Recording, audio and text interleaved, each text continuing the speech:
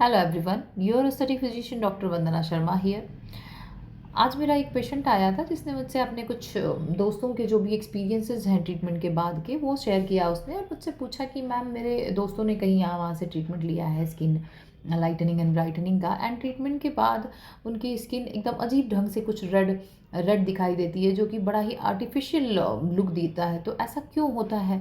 तो भाई ऐसा तो तभी पॉसिबल है जब पेशेंट किसी तरीके का स्टेरॉइड क्रीम स्किन लाइटनिंग के लिए यूज़ कर रहा हो, या फिर हाइड्रोक्विनाइन बेस्ड, या समटाइम बहुत लंबे समय तक रेटिनॉल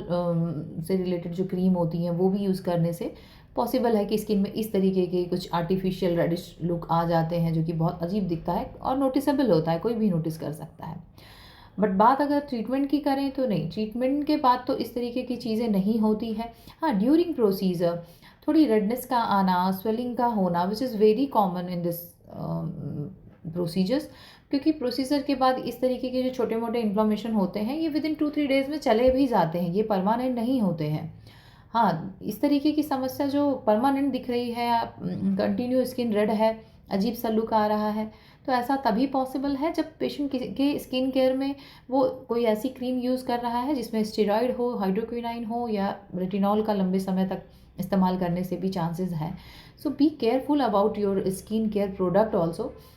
क्योंकि कई बार होता है कि ट्रीटमेंट के साथ साथ कुछ स्टेरॉइड क्रीम अगर आपको दिए गए हैं तो आप थोड़ा ध्यान दीजिए, क्योंकि अगर आप स्टेरॉइड और हाइड्रोक्विनाइन लगा रहे हो तो फिर प्रोसीजर की ज़रूरत ही नहीं है, ऐसे ही स्किन रेडिश वाली चमक देना लगता है और इसी तरीके के अजीब से आर्टिफिशियल लुक आते हैं, और कुछ समय के बाद स्किन का डैमेज